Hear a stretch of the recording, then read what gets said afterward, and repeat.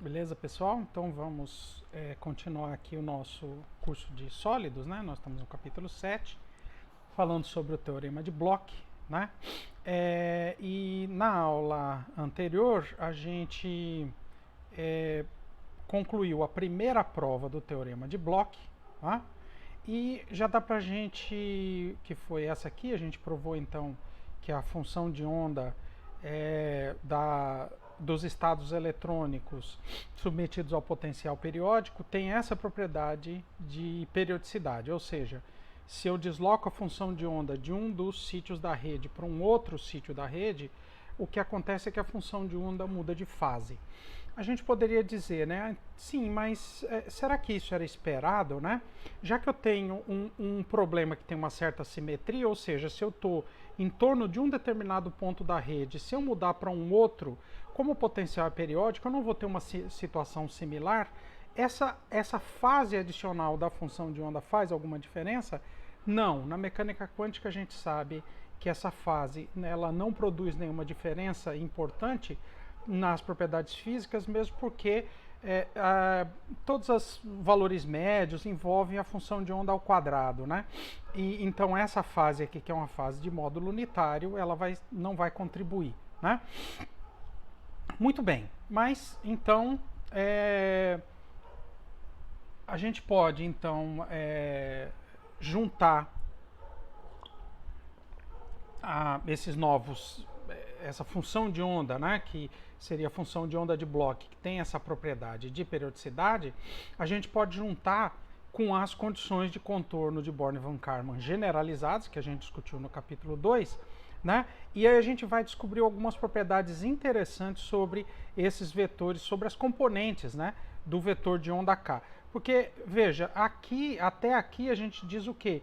Que a função de onda, então, quando eu desloco ela de um certo vetor de onda da rede, aparece essa fase que é elevado aí K escalar R. Esse K, por enquanto, é um vetor de onda qualquer na rede recíproca, no espaço recíproco. Ele não representa nenhum ponto da rede recíproca por enquanto, né? Mas vamos ver que essa propriedade da função de onda junto com a condição de Born-von Karman traz para a gente uma propriedade interessante. Beleza, então a generalização da condição de Born-von Karman, então, é feita se a gente leva em conta que a periodicidade agora é relacionada com os vetores da rede de Bravais, né? Então, por exemplo, se eu pegar a função de onda e deslocar ela um certo número inteiro numa das direções de dos vetores da rede primitiva, né? Isso tem que reproduzir a função de onda, né? Com esse AJ aqui, um dos vetores da rede primitiva direta, e NJ, esse número inteiro que aparece aqui, é um número de forma que se eu multiplicar o número de células, o número de parâmetros de rede, que dá o número de células, né? Que eu ando numa direção, que eu ando na outra direção, que eu ando na outra direção. Isso tem que dar um número total de células primitivas que compõem o meu cristal real, né? Então esses NJ aqui seria o número que eu tenho numa determinada direção, né? O N1, por exemplo. Quantos eu tenho na direção do vetor primitivo A1? N2, o número de células que eu tenho na direção do vetor primitivo N2 e mesma coisa para o N3. O produto desses três números aqui vai dar um outro número inteiro, que tem que ser o número total de células primitivas que a gente tem num determinado pedaço do meu cristal, né? Muito bem. Então, se a gente usa essa propriedade de simetria junto com a característica, né? Cadê?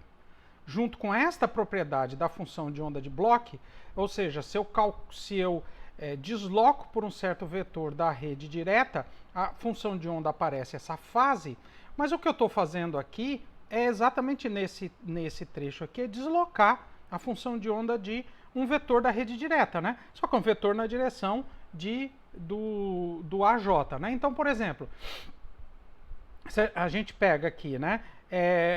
Deslocando a função de onda de um vetor da rede direta NJ-AJ, o que vai fazer? Reproduz a função de onda vezes a fase, que é E elevado a K escalar R. Quem é que está fazendo o papel do R aqui? É o NJ-AJ, né? O NJ-AJ, então, faz o papel do vetor R da rede recíproca, da rede direta, desculpa.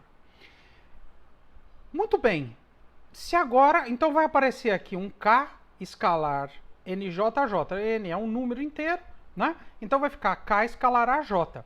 Se a gente lembrar aqui, e o K, esse vetor K aqui, a gente pode escrever em termos dos vetores da rede recíproca, né?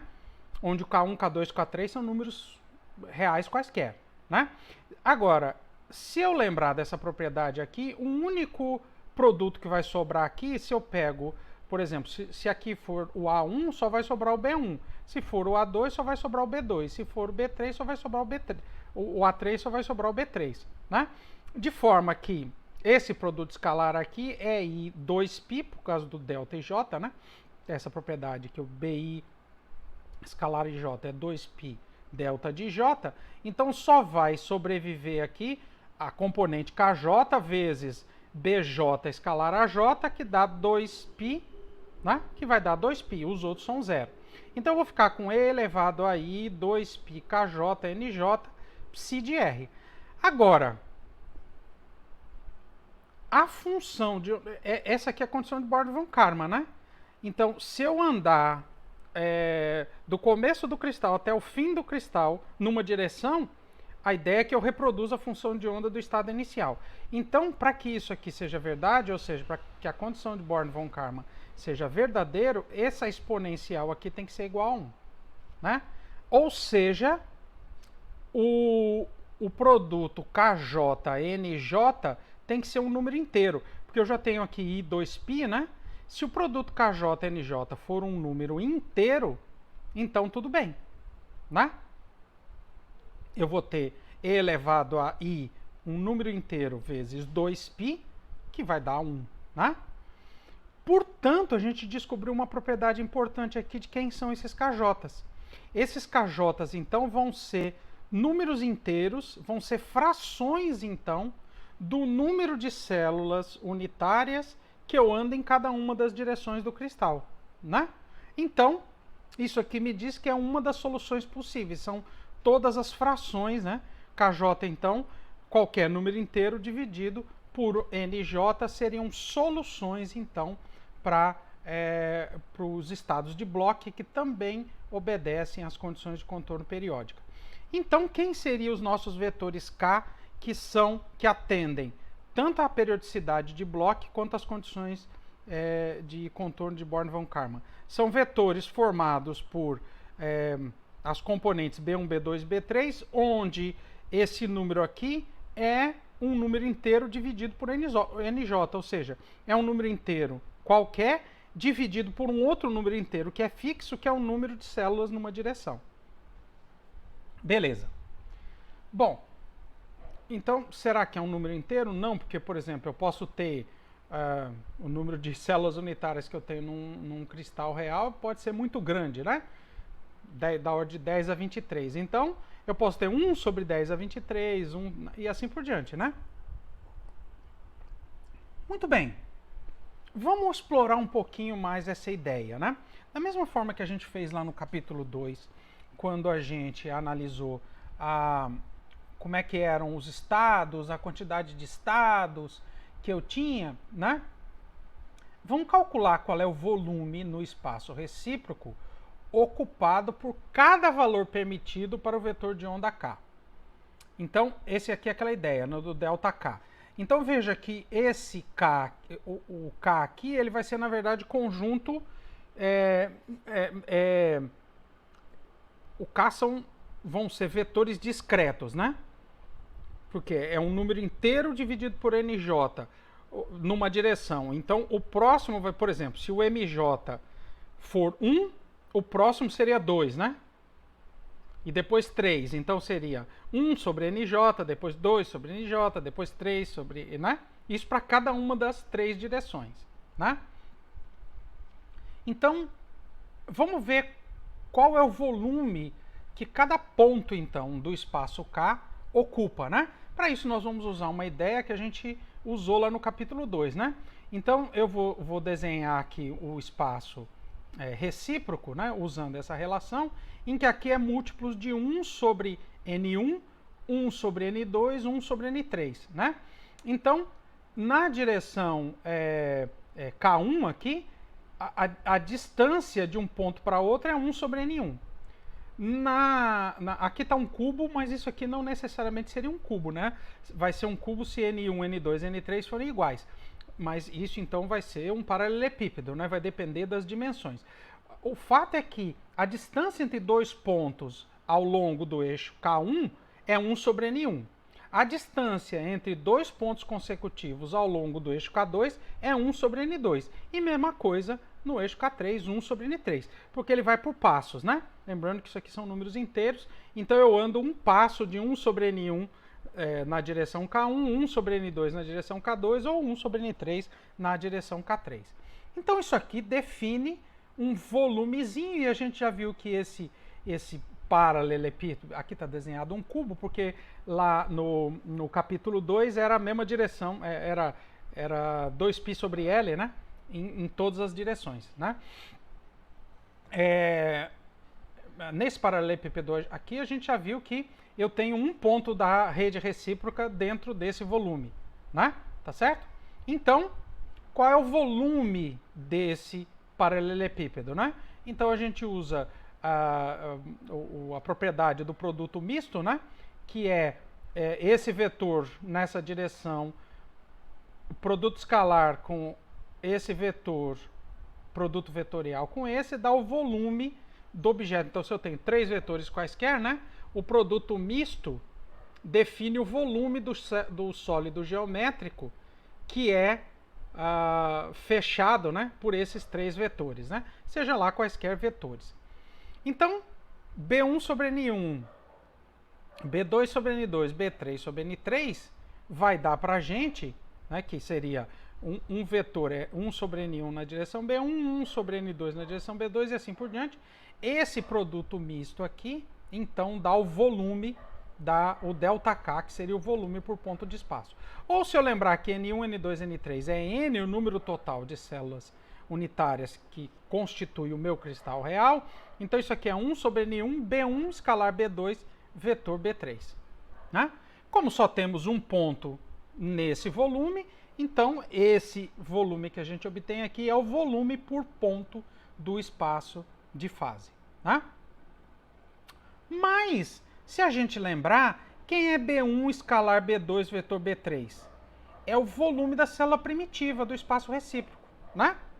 A gente já viu isso lá no capítulo do espaço recíproco. Então, o que isso aqui está me dizendo? Está dizendo para mim que o volume por cada ponto no espaço de fase, ou seja, que cada valor possível do vetor de onda K, né? Da parte das ondas planas, do vetor de onda K, que é a solução para o problema do potencial periódico, cada ponto ocupa um volume que é igual ao volume da célula primitiva dividido pelo número de células primitivas, o volume da célula primitiva, desculpa, do espaço recíproco, dividido pelo número de células primitivas que eu tenho no espaço direto. Tá certo?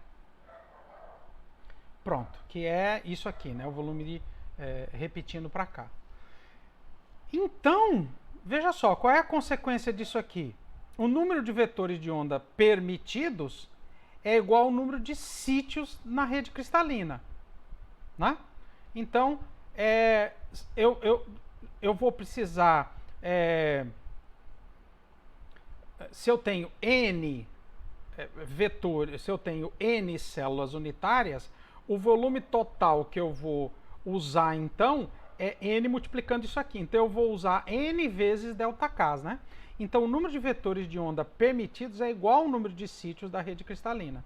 Os vetores de onda permitidos podem ser colocados todos, então, dentro da célula primitiva. Né? Isso aqui significa para a gente que todos os vetores K vão ser vetores que são menores do que a célula primitiva da rede recíproca, ou que a gente chama a primeira zona de Brillouin, né? Tá aqui, ó. Como o volume da célula primitiva no espaço recíproco é 2π ao cubo sobre V, e como V sobre N, o volume da célula primitiva no espaço direto, a gente pode escrever também que o ΔK, né? Ou seja, o volume ocupado por cada ponto no espaço K, ou seja, cada solução possível, é 2π ao cubo sobre o volume total do cristal. E esse é o mesmo resultado do caso do elétron livre, né? A gente tem, então, uma propriedade similar. Tá? Então, aqui a gente já tem uma consequência importante sobre os possíveis valores desses vetores K. Tá? Vamos agora falar um pouquinho, deixa eu ver quanto tempo já foi aqui. Acho que eu vou parar essa parte para depois a gente ver a segunda prova do teorema de Bloch, que é também igualmente importante, então, na próxima aula. Valeu, pessoal!